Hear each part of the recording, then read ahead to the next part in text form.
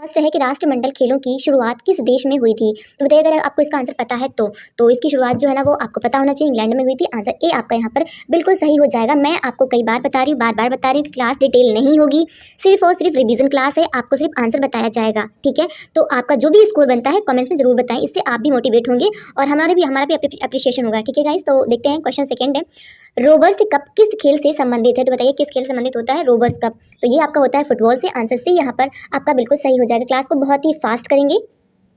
Third question है centennial cup किस खेल से संबंधित है। तो बताइए किस खेल से संबंधित है। ये आपका हो जाएगा वॉलीबॉल से।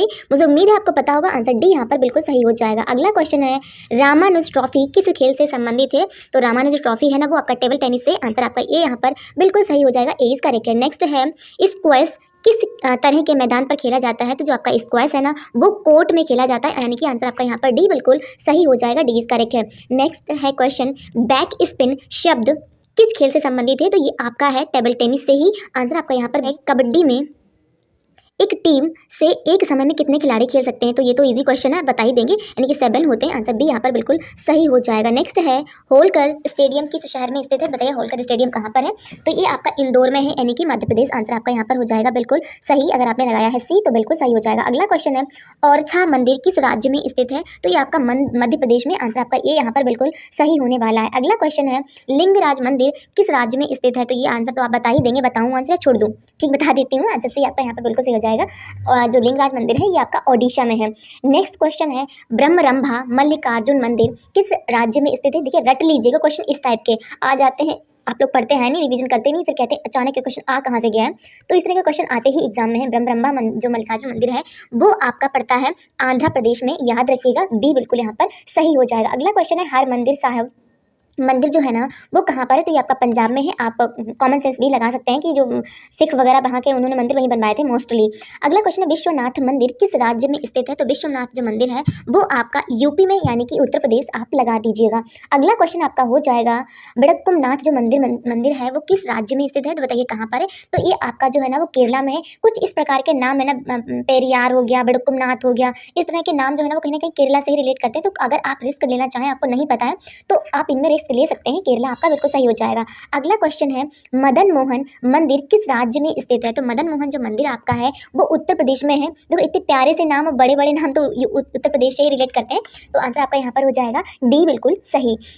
अगला है 7 सहेलियों का मंदिर। बहुत ही फेमस क्वेश्चन है और बहुत ही फेमस मंदिर भी है। ये आपका राजस्थान में ही, याद रखिएगा, राजस्थान में 7 सहेलियों का मंदिर है।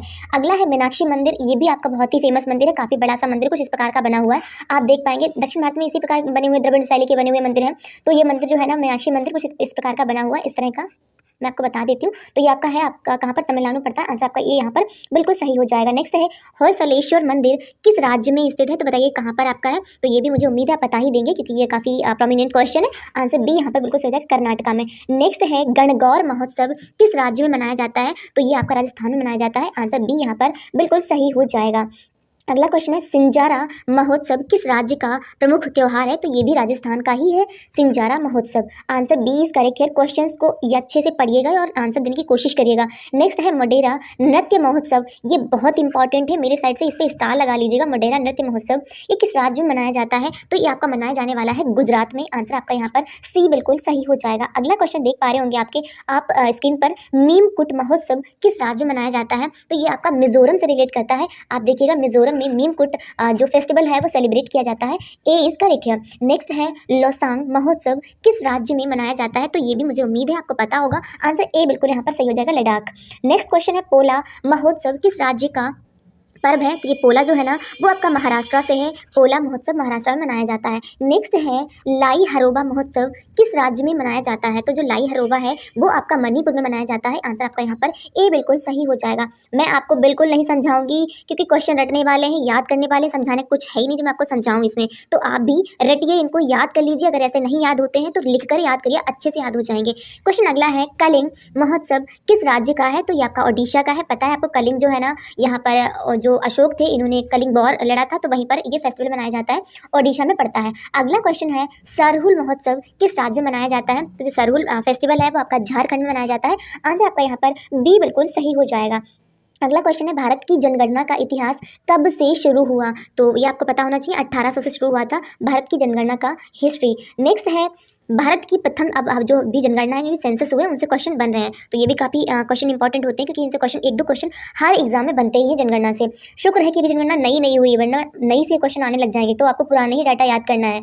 क्वेश्चन है भारत की प्रथम जनगणना जेम्स प्रिंसेप द्वारा किस भारतीय शहर से प्रारंभ की गई थी। तो मैं आपको बता दूं, ये जो शुरुआत हुई थी वो कोलकाता से शुरू हुई थी। आंसर आपका यहाँ पर सी में लिखा हुआ है कोलकाता, तो सी बिल्कुल सही हो जाएगा। क्वेश्चन अगला है कि 2011 की जनगणना के अनुसार भारत का लिंगानुपात क्या है, इनके सेक्स रेशियो जो इंडिया का है, भारत का है, वो क्या है, जो कि 2011 में जनगणना हुई थी उसके भी हाफ पर, उसके बेस पर। तो मैं आपको बता दूं, याद रखिएगा एक्चुअल डाटा, आप याद रखिएगा 1000 में 945 यानी कि 43 ही महिलाएं हैं। 945 अगर कुछ इस प्रकार आए तो आप रट लीजिएगा कि हमारे यहाँ पे जो सेक्स रेशियो इंडिया में है वो 1000 पर 943 फीमेल ही है, मतलब जो कि बहुत ही कम है। तो यहाँ पर लिखा हुआ, आंसर आपका लिखा हुआ है बी, बिल्कुल सही हो जाएगा। अगला क्वेश्चन देखते हैं। क्वेश्चन है भारत में 10 वर्षीय जनगणना विधिवत रूप से किस वर्ष से आरंभ हुई है। तो ये जो जनगणना विधिवत रूप से मतलब टाइमली, यानी कि 10 वर्ष हुए फिर 10 वर्ष जनगणना कराई जाएगी, तो ये किस वर्ष से शुरू हुई है। तो ये हुई थी आपकी 1881 से। बी आंसर आपका बिल्कुल सही हो जाएगा, 1881 से। 1881 के बाद हर 10 साल बाद जनगणना होती है, लेकिन एक एक्सेप्शन ये आ गया है, याद रखिएगा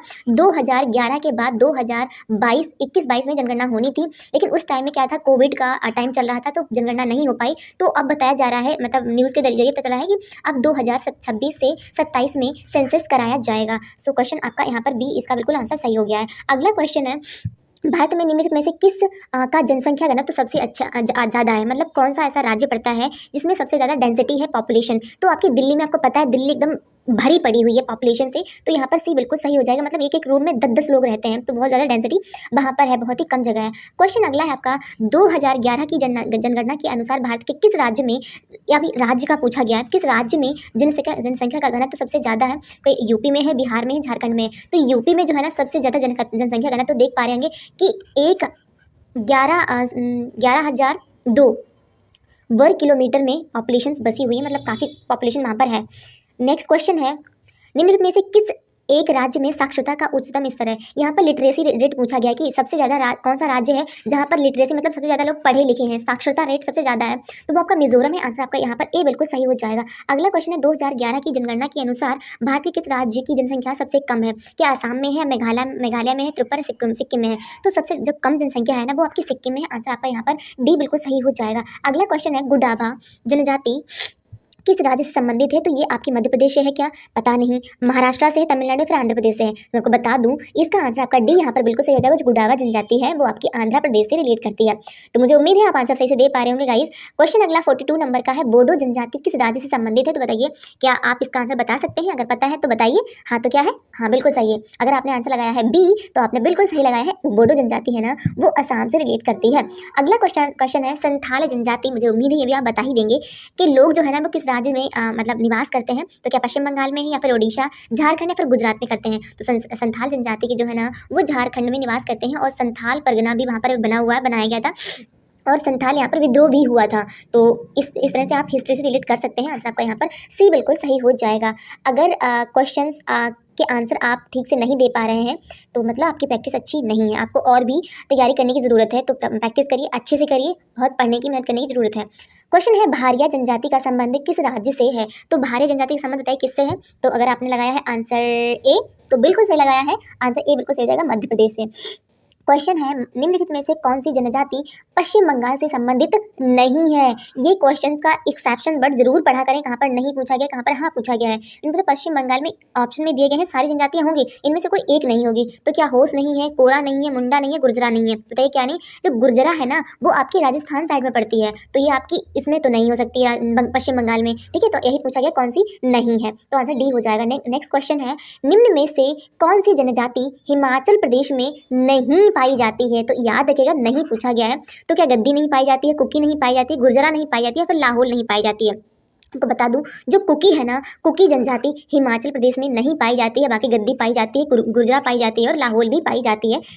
तो इसका आंसर बी बिल्कुल सही हो जाएगा। अगला क्वेश्चन है कुकी जनजाति फिर कहाँ पाई जाती है? तो कुकी जनजाति जो है ना वो मणिपुर में पाई जाती है, ना कि हिमाचल प्रदेश में। आंसर आपका यहाँ पर ए बिल्कुल सही हो जाएगा। तो याद रखिएगा कुकी कहाँ पाई जाती है? तो मणिपुर में पाई जाती है। अगला क्वेश्चन है खासी जनजाति के लोग किस राज्य में पाए जाते हैं? तो मेघालय, गारो, खासी, जयंतिया। अगर पहाड़ी पूछी जाए तो मेघालय, गारो, खासी, जयंतिया। अगर आपसे जनजाति पूछी जाए तब भी आप मेघालय ही लगा के आएंगे। आंसर आपका यहाँ पर सी बिल्कुल सही हो जाएगा। अगला क्वेश्चन है निम्नलिखित में से, मैं पेन का कलर चेंज कर लेती हूँ क्योंकि ये थोड़ा मैच कर जाता है इससे। क्वेश्चन है निम्नलिखित में से कौन सी जनजाति त्रिपुरा में पाई जाती है? तो बताइए त्रिपुरा में कौन सी पाई जाती है? तो त्रिपुरा में जो अपनी जनजाति पाई जाती है उसका नाम है लुसाई। लुसाई, वहाँ पर पहाड़ियाँ भी हैं और उन्हीं पहाड़ियों में जनजाति रहती है, उसका नाम है लुसाई। तो जो लुसाई है ना वो आपकी त्रिपुरा में पाई जाती है। तो आंसर आपका यहाँ पर डी बिल्कुल सही हो जाएगा। अगला क्वेश्चन है गुर्जरा जनजाति किस राज्य में नहीं पाई जाती है? कि अरुणाचल प्रदेश में, हिमाचल में, हरियाणा में, जम्मू। देखिए आप थोड़ा कॉमन सेंस लगाइए, अरुणाचल प्रदेश कहाँ पड़ता है? हिमाचल, हरियाणा और जम्मू, ये कहीं ना कहीं एक ही साइड पड़ते हैं, ठीक है, मतलब पास पास पड़ते हैं। तो एक अगर इनमें से ये गुर्जरा जो है ना इनमें से किसी एक में होगी तो ओबियसली दूसरे स्टेट में भी जा सकती है क्योंकि बहुत पास है। हिमाचल प्रदेश जो है ना वो थोड़ा दूर पड़ जाता है क्योंकि ये पूरब में है, तो कॉमन सी बात है कि इसमें नहीं होगी। गुर्जर जनजाति जो है ना बिल्कुल अरुणाचल प्रदेश में ही नहीं है, हिमाचल में है, हरियाणा में है, जम्मू कश्मीर में पाई जाती है। अगला क्वेश्चन देखते हैं। क्वेश्चन हमारे 50 हो चुके हैं, तो आप अपना स्कोर चेक करते हैं कितना सही कर पाए हैं अभी तक। नेक्स्ट है राउत लोक नृत्य किस राज्य से संबंधित है? कंफ्यूज बिल्कुल मत हो, राउत जो है ना वो आपका छत्तीसगढ़ से ही रिलेट करता है। कंफ्यूज बिल्कुल मत हो क्योंकि इस तरह के जो क्वेश्चन है बहुत ज़्यादा कंफ्यूज करते हैं। अगला क्वेश्चन है बांग्ला लोक नृत्य किस राज्य से संबंधित है? तो बांग्ला आपका जो है ना वो मेघालय से संबंधित है। मेघालय और बांग्लादेश बिल्कुल पास में पड़ता है, तो आप क्योंकि बांग्लादेश ऑप्शन में नहीं है तो मेघालय इसके पास में पड़ता है, तो आपको आप इसमें लगा सकते हैं। अगला क्वेश्चन है पाइका लोक नृत्य किस राज्य से संबंधित नहीं है? पाइका लोक नृत्य तो क्या ओडिशा से संबंधित नहीं है, झारखंड से, छत्तीसगढ़ या बिहार से? तो ये आपका बिहार से संबंधित नहीं है बल्कि ओडिशा, झारखंड और छत्तीसगढ़ इन तीनों से रिलेट करता है। आंसर आपका यहाँ पर हो जाएगा डी बिल्कुल सही। अगला क्वेश्चन है चराब लोक नृत्य किस राज्य से संबंधित है? तो जो चराब लोक नृत्य है वो आपका मिजोरम से संबंधित है। रट लीजिए, को क्वेश्चन बहुत इंपॉर्टेंट है, मैं इसको भी स्टार करना चाहूंगी क्योंकि ये क्वेश्चन भी वनडे एग्जाम में एक से नहीं कम से कम 3 से 4 बार पूछा जा चुका है, जहाँ तक कि मैंने प्रैक्टिस की है प्रीवियस ईयर क्वेश्चन की। तो ये आपका हो जाएगा बी बिल्कुल सही। अगला क्वेश्चन देखते हैं। क्वेश्चन आपका है मटकी लोक नृत्य किस राज्य से संबंधित है? तो ये आपका हो जाएगा आंसर, अगर आपने लगाया है बी तो बिल्कुल सही लगाया हो, लगाया है, यानी कि आंसर आपका हो जाएगा यहाँ पर बी मध्य प्रदेश। अगला क्वेश्चन है मणिपुर नृत्य किस राज्य, मणिपुर जो है ना वो तो मणिपुर से ही होगा ना, कहाँ पर इसमें नहीं है, नागालैंड, मणिपुर से ही होगा, है ना, कॉमन सी मतलब कॉमन सेंस है। अगला है गढ़वाली नृत्य किस राज्य से संबंधित है? गढ़वाल कहाँ पड़ता है? तो आपका उत्तराखंड में पड़ता है, तो उत्तराखंड में ही होगा ना, वहाँ पर हिमाचल में थोड़ी ना होगा। अगला क्वेश्चन है गरबा लोक नृत्य, तो ये भी पता होगा आपको, गुजरात में होता है, मैं आंसर इसका नहीं बताऊंगी। अगला क्वेश्चन है कूद नृत्य किस राज्य से संबंधित है? तो कूद नृत्य जो है ना वो आपका गुजरात में होता है या फिर आपका जम्मू कश्मीर में होता है, कहाँ होता है? तो जो कूद नृत्य है ना वो आपका जम्मू JNK में होता है। आंसर आपका डी यहाँ पर बिल्कुल सही हो जाएगा। अगला क्वेश्चन है राष्ट्रपति, तो क्वेश्चन है राष्ट्रपति की शपथ किस आर्टिकल से संबंधित है? तो राष्ट्रपति की जो शपथ दिलाई जाती है वो आर्टिकल 60 यानी कि 60 के तहत दिलाई जाती है। आंसर यहाँ पर डी हो जाएगा। अगला क्वेश्चन है अनुच्छेद 25 से 28 किससे संबंधित है? क्या समानता का अधिकार? जी बिल्कुल नहीं, समानता का अधिकार तो आपका हो जाएगा 14 से 18 के बीच में। शिक्षा का अधिकार जी बिल्कुल नहीं है, तो आपका हो जाएगा मतलब राइट टू एजुकेशन जो ना 21 में है ना, 21A में है राइट टू एजुकेशन। संपत्ति का अधिकार ये आपका 32 में है। अच्छा धर्म की स्वतंत्रता, आंसर आपका यहाँ पर डी हो जाएगा। धर्म की स्वतंत्रता का जो फ्रीडम ऑफ रिलीजन है ना वो आपका 25 से 28 में दिया गया है, तो आंसर आपका यहाँ पर डी बिल्कुल सही हो जाएगा। नेक्स्ट है अनुच्छेद 25, अच्छा ये तो रिपीट हुआ क्वेश्चन है ना। अगला क्वेश्चन देखते हैं कौन सा अनुच्छेद लोकसभा अध्यक्ष के निर्णायक मत से संबंधित होता है? तो कौन सा अनुच्छेद है वो आपका हो जाएगा 100 नंबर का। जो 100 नंबर का अनुच्छेद है वो लोकसभा में जो अध्यक्ष बैठते हैं ना, स्पीकर बैठते हैं, उनके निर्णायक मत से रिलेट करता है। आंसर आपका यहाँ पर डी बिल्कुल सही हो जाएगा। आर्टिकल्स को याद रखिएगा, रट लीजिएगा। क्वेश्चन अगला है मुख्यमंत्री की नियुक्ति किस आर्टिकल के तहत की जाती है? तो मुख्यमंत्री की नियुक्ति है ना आर्टिकल 164 के तहत इनको नियुक्त किया जाता है। आंसर आपका सी यहाँ पर बिल्कुल सही हो जाएगा। अगला क्वेश्चन गाइज है क्वेश्चन है भारत का जो महान्यायाधीश होते हैं का संबंध किस आर्टिकल से है? महान्यायाधीश को इंग्लिश में AG या फिर अटॉर्नी जनरल कहते हैं, इनको शॉर्ट में एब्रीविएशन में AG कहते हैं, यानी कि अटॉर्नी जनरल की जो आर्टिकल है वो किस आर्टिकल से रिलेट करता है? तो आर्टिकल 76 यानी कि 76वां जो आर्टिकल है ना वो महान्यायवादी से संबंधित है। अगला है कृषि एवं पशुपालन का संबंध संबंध किस अनुच्छेद से है? तो ये आपका DPSP में आता है, डायरेक्टिव प्रिंसिपल्स में, तो आर्टिकल आपका हो जाता है 48। जो कृषि एवं पशुपालन का जो संबंध है ना वो आर्टिकल नंबर आपका 48 है, जो कि DPSP यानी कि DPSP नीति निर्देशक तत्वों के अंतर्गत आता है। आंसर आपका सी यहाँ पर बिल्कुल सही हो जाएगा। अगला क्वेश्चन है न्यायपालिका का कार्यपालिका से पृथक्करण किस आर्टिकल में दिया गया है? तो न्यायपालिका का कार्यपालिका से जो पृथक्करण है ना वो आर्टिकल 50 में बताया गया। आंसर आपका यहाँ पर डी बिल्कुल सही हो जाएगा। अगला है हाई कोर्ट के जजों का ट्रांसफर किस आर्टिकल के तहत होता है? तो 222। इसको बहुत ही अच्छे से याद रखिएगा। हाई कोर्ट के जो भी जज होते हैं उनका ट्रांसफर अगर किसी अदर कोर्ट में होता है तो वो आर्टिकल में जो प्रोसीजर दिया गया है वो आर्टिकल नंबर है 222, उसमें ये प्रोसीजर दिया गया है। अगला क्वेश्चन है, किस आर्टिकल के तहत राज्यसभा किसी को राष्ट्रीय महत्व का घोषित कर सकती है? तो किसको करे, मतलब कौन सा आर्टिकल है? आर्टिकल है 249। 249 जो आर्टिकल है वो राज्यसभा को ये अधिकार देता है किसी चीज को राष्ट्रीय महत्व का दर्जा घोषित कर सकती है। आंसर आपका हो जाएगा यहाँ पर बी बिल्कुल सही। नेक्स्ट है, सामान्य कार्य के लिए समान वेतन किस आर्टिकल में वर्णित है? तो ये भी आपका डीपीएसपी में आता है, याद रखिएगा 39। आर्टिकल नंबर 39 जो है ना उसमें बताया गया कि समान कार्य के लिए समान वेतन, ये आपका डीपीएसपी में आता है, डीपीएसपी में आता है। आंसर आपका डी यहाँ पर बिल्कुल सही हो जाएगा। अगला क्वेश्चन है, वेरीनाग झील कहाँ पर? ये आपके कुछ स्टार्ट हो गए हैं रिवर्स के लिए, यानी कि जो लेक वगैरह हैं उनके लिए क्वेश्चन स्टार्ट हो गए हैं, तो आप इनको भी अच्छे से कर लीजिएगा। वेरीनाग झील जो है ना वो किस राज्य में पड़ती है? तो वेरीनाग जो झील है आपकी पड़ती है जम्मू एंड कश्मीर में, याद रखिएगा जम्मू कश्मीर में ये झील पड़ती है। नेक्स्ट है भीमताल, जो कि ताल का क्वेश्चन आया करे ना, मतलब जिसके लास्ट में ताल आया करे ताल, तो मोस्टली वो उसके आंसर जो है ना वो उत्तराखंड ही होते हैं। फिलहाल इसका आंसर भी उत्तराखंड ही है, तो याद रखिए भीमताल हो गया, लोकताल हो गया, मतलब बहुत सारे ताल ताल करके हैं। अच्छा, लोक तक मत कर दीजिएगा इसमें, ठीक है। तो यहाँ पर आंसर आपका हो जाएगा नैनीताल हो गया, जैसे कि भीमताल नैनीताल है ना, तो इसके आंसर उत्तराखंड से रिलेट करते हैं। आंसर आपका ये यहाँ पर बिल्कुल सही हो जाएगा। नेक्स्ट है, राजसमंद झील किस राज्य में स्थित है? तो राजसमंद जो झील है वो आपकी पड़ती है राजस्थान में। आंसर बी बिल्कुल सही हो जाएगा। नेक्स्ट है, लोनार लेक यानी कि झील किस राज्य में है? लोनार आपकी पड़ती है महाराष्ट्र में। अच्छा, इस बता दूं मैं, इसका जो लोनार लेक है ना इसमें जो पानी भरा हुआ है वो पिंक कलर का है, पिंक कलर का है। तो आपसे पिंक झील पूछी जाए कहाँ पर है तो आप महाराष्ट्र ही लगाएंगे, लोनार पूछी जाए तो ही आप महाराष्ट्र ही लगाएंगे। अगला क्वेश्चन हो जाएगा आपका, वेलंदुर झील किस राज्य में स्थित है? तो वेलंदुर जो झील है वो आपकी केटिकेनी कर्नाटका में है। आंसर आपका यहाँ पर बी बिल्कुल सही हो जाएगा, बी इज करेक्ट है। अच्छा, बेम्बनाड झील आपकी कहाँ पर है? तो ये आपके केरला में लगाएंगे। अगर आपसे पेरियार पूछा जाए तब आप केरला में, पेरियार नदी जो है ना वो फ्लो करती है वेस्ट टू ईस्ट की तरफ, ठीक है, और जो कि कहाँ की है? तो केरला में ही फ्लो होती है। बेमनाड झील कहाँ पर है? केरला में ही है, याद रखिएगा, बहुत ही इंपॉर्टेंट है। अगला है, सोंगमा जो झील है वो किस राज्य में है? तो ये आपकी पड़ती है सिक्किम में, सोंगमा झील आपकी सिक्किम में है। आंसर आपका ए यहाँ पर बिल्कुल सही हो जाएगा। नेक्स्ट है, लोकटक झील कहाँ पर है? तो लोकटक झील आपकी पता है आपको मणिपुर में है ये। आंसर आपका यहाँ पर बिल्कुल भी सही हो जाएगा। बहुत ही इंपॉर्टेंट क्वेश्चन है, कई बार मतलब multiple times exam one day exam में ये क्वेश्चन आया हुआ है, तो ये आपकी जुबान पर रटा हुआ होना चाहिए।